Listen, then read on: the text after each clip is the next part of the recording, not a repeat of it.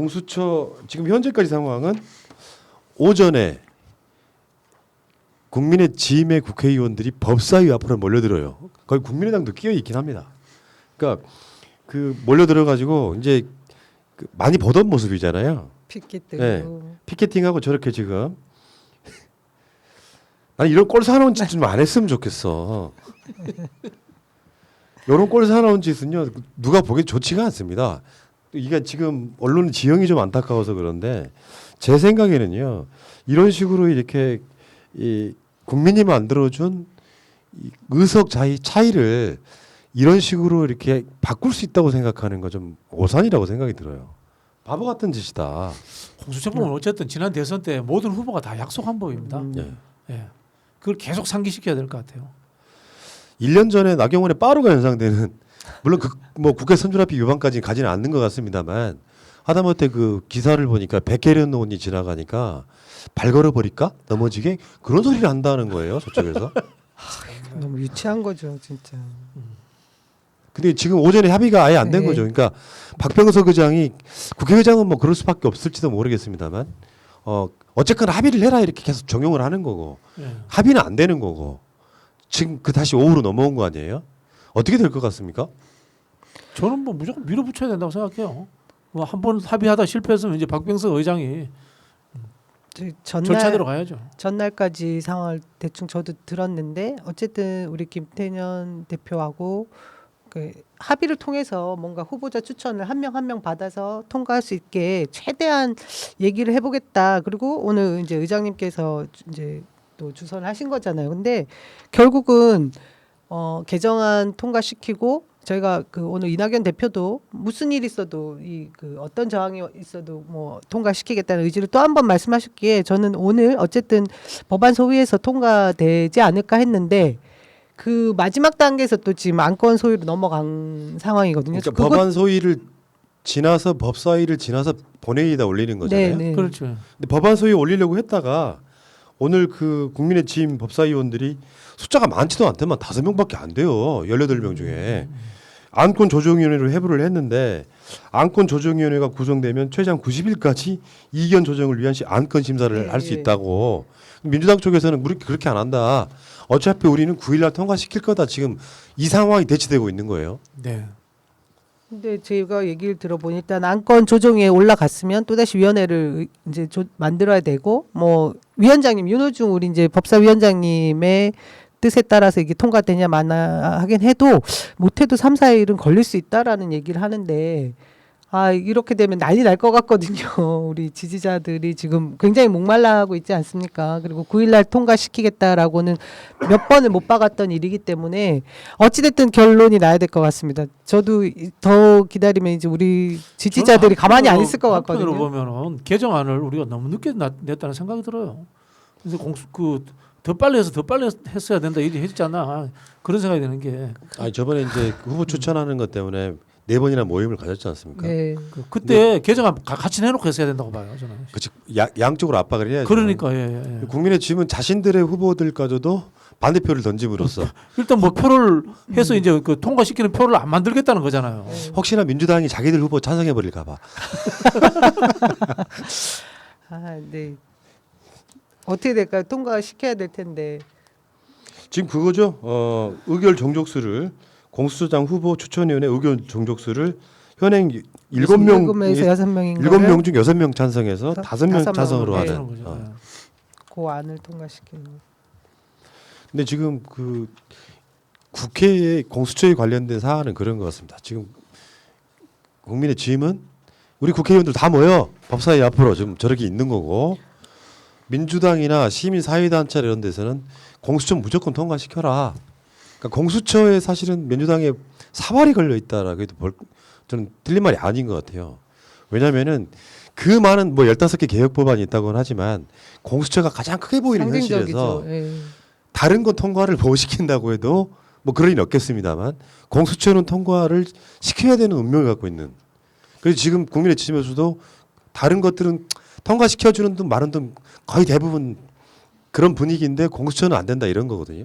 이 사실 뭐 공수처를 앞두고 이제 전선이 쳐졌고 거기서 사상자가 났잖아요. 사상자가 난 상황인데 어쨌든 이제 조국 장관이 낙마한 것도 검찰 개혁에 그 추진하다 보니까 생긴 일이고 공수처가 그 이제 전선의 가장 이 최적점이 돼버린 건데 제가 보기에는 이제 국민의힘이 지금도 또 오판을 하고 있는 것 같아요.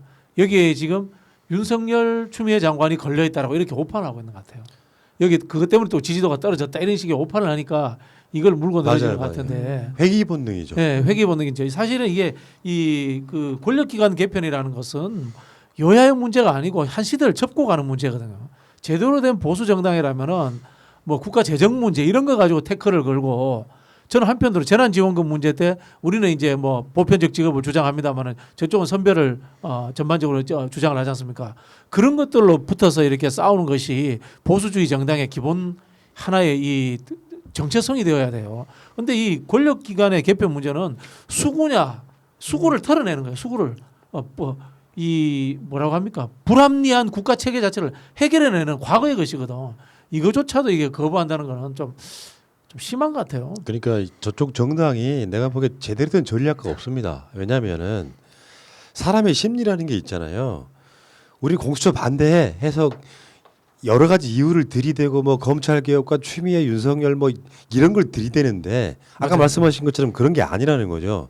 그러니까 구기득권을 옹호한다거나 본인들은 수사 당하고 싶지 않다거나 이따가 김학의 이야기도 나오겠습니다만 어떻게 하다 보니 김학의를 옹호하는 듯한 느낌을 줘버리면 아무 의미 없는 거예요. 아, 쟤네들은 저렇게밖에 못하는구나라고 하는 국민들의 이미지만 더 공고화시키는 측면이 있거든요. 내가 주호영이거나 국민의 지금 국회의원들이면요. 우리 역사 발전을 위해서 검찰의 어떤 그 권력 남용을 방지하기 위해서라도 공수처는 세워져야 된다고 같이 주장하라고. 당연하죠. 그 정상적인 야당일 어. 경우에 아니 그뭐 참 이상한 팁 같지만 차라리 부동산 갖고 정부를 욕하세요. 그러니까 이게 그게 반대를 위한 맞는 반대 발목 이야기지. 잡기만 하고 지금 시간 이런 거 끌기만 가지고 하고 진짜. 있는 거잖아요. 근데 뭐 그 기득권을 유지시켜줬던 검찰하고 항상 같은 편에 있었던 걸 보여주는 거죠 지금. 근데 이제 그게 과거 이야기를 뿌린 거지. 그러니까. 지금 근데 지금 하는 지금 행동이 과거를 못 벗어나고 있는 거예요. 지금의 검찰이라는 보여주고 있는 것이 거지. 여야를 가리겠어요? 지금 하는 게 근데 행태를 믿고 보면은. 있는 게 너무 한심하잖아요. 한심한 거지, 한심한 거지. 아, 그러니까 이제 이 부동산 정책에 대해서는요. 어차피 여당이니까 정부니까 책임져야 될 부분이 있어요. 그 안에 들어가면 여러 가지 논란이 있겠습니다만 공수처 같은 경우는 흔쾌히 해주면서 네. 우리도 깨끗한 사람들이야. 요거 말 못하는 것 자체가 지금 교묘하게 아까 말씀드린 것처럼 민주당하고 대통령 지지율이 떨어지는 시점에서 저러고 있기 때문에 야 이게 뭐 그 이슈로 하면 우리가 더 민주당과 문재인 정부의 지지율을 떨어뜨릴 것 같지만 그렇지 않다는 거예요. 요거는 자신들의 흑역사로 남을 거란 말이에요. 이 여론조사를 이분들이 잘못 읽는 거예요. 대통령 국정 지지도가 어쨌든 떨어졌지 않습니까? 떨어졌던 첫 번째 이유가 압도적 이유가 부동산 문제로 나왔어요. 네. 부동산 문제로 나왔어요. 근데 이분들은 추미애 장관이라고 생각하는 거야. 보니까. 그래 이제 공수처 잡고 있는 거죠. 저는 이제 공수처에 대해서는 이제 이런 생각 한번 해보거든요. 공수처가 지금 민주당이 좌고우면하지 않고 약속한 대로 9일날 처리를 하는 것이 왜 우리가 하루 이틀 겪어봐 이런 상황들. 뭐 저쪽에서는 지금 막 포털 같은데 기사를 보면은 민주당하고 문재인 정부에 엄청 불리한 기사만 쏟아내고 있지 않습니까? 네. 국민들 여론 그렇게 안 움직입니다. 공수처 처리가 돼서 역사의 공수처법이 개정되고 공수처가 세우는 데 있어서의 그 아젠다 싸움에서 국민들이 언론들의 이야기만 갖고 막 지지율 떨어뜨리고 그러지 않습니다. 저는 제가 그 말 자주 말씀드리는데 열린우리당 때 4대 입법이 계속 떠올라요. 예. 4대 입법을 할 것처럼 해놓고 못한 게 문제예요. 우리가 제대로 그때 4대 입법 처리했더라면은 그렇게 노무현 정부가 저는 위기가 안 왔을 거라고 생각해요. 예. 저는 지금도 마찬가지인데 빨리 공수처법 통과시키고 저는 1호는 좀 바꿨으면 좋겠어요. 1호는 김학의 차관을 했으면 좋겠어요.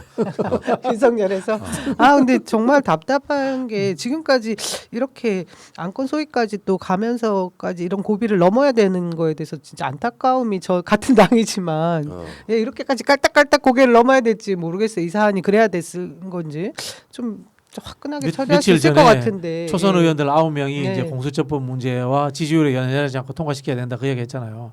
그러니까 뭔가 지지부진한 면을 본 의원 거죠. 숫자가 예. 많아지니까 좀 나이브한 측면이 있어요. 제가 보기에도 그런 측면이 있고 나는 지역구가 어땠어?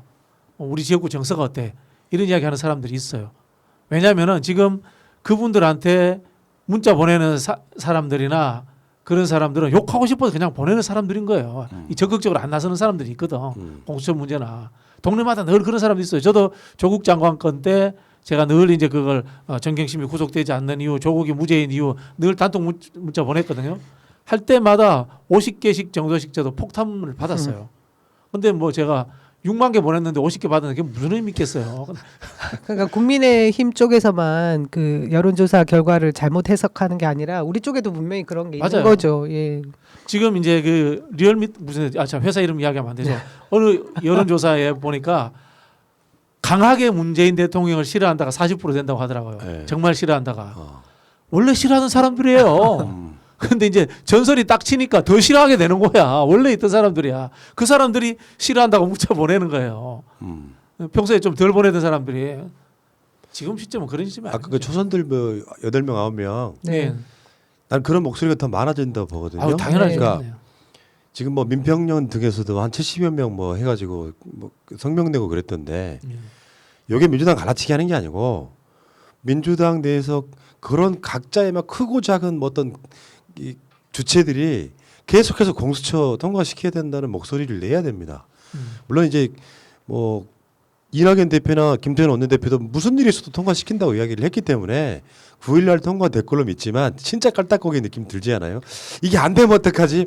내가 아까 남영희 위원장 처음으로 왔을 때 공수처 처리 안 되면 어떡해요? 이렇게 물어보시길래 졌다는 거죠.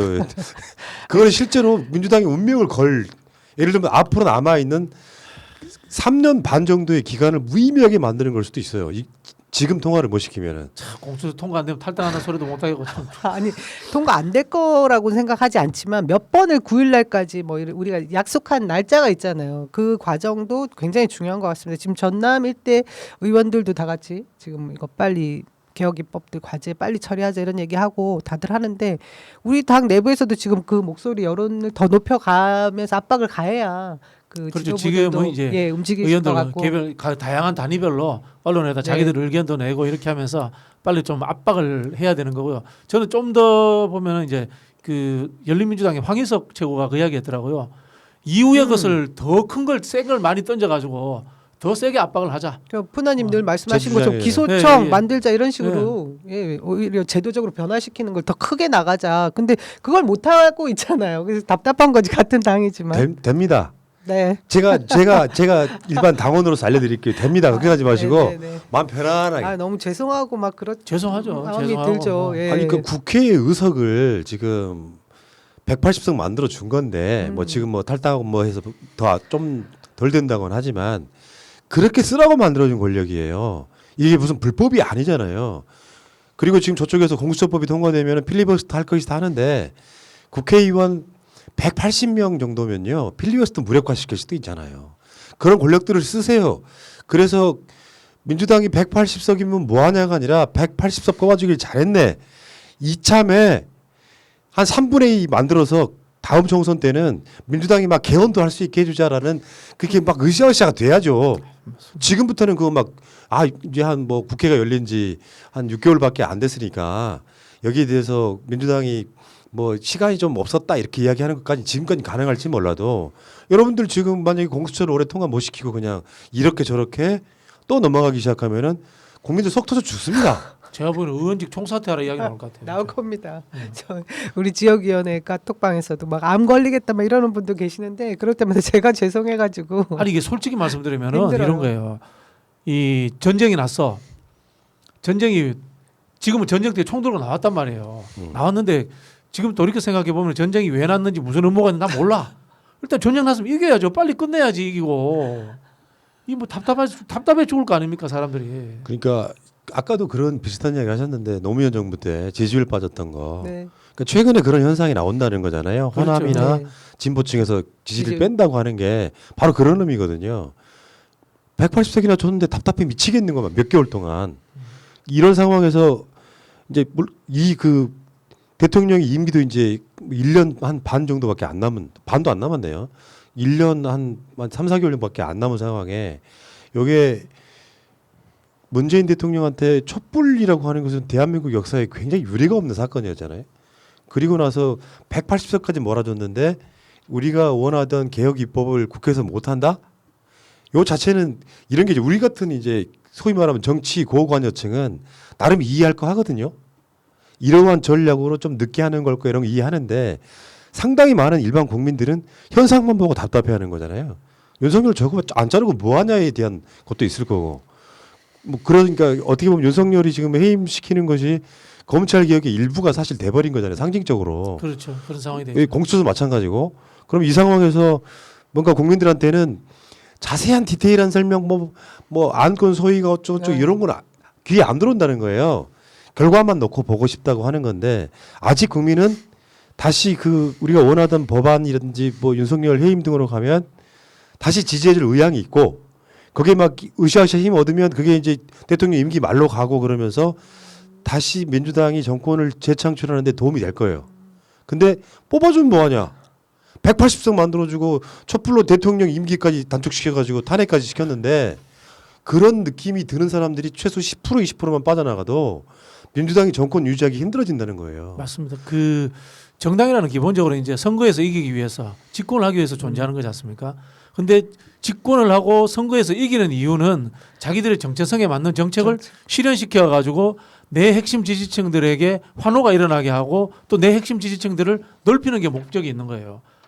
그게 이제 순환이 돼야지 선거 한번 이길 때마다 지지층들은 늘어나고 의석도 늘어나고 그렇게 하면서 계속 광고해져서 말씀하신 것처럼 50년, 60년 집권할 수 있는 건데 늘 눈치만 보고 있으면은 이게 선거할 때마다 중도가 어떠니 여론조사가 왔는데 어떠니 거기 눈치 보다가 아무런 이 역사의 진보도 만들어내지도 못해요.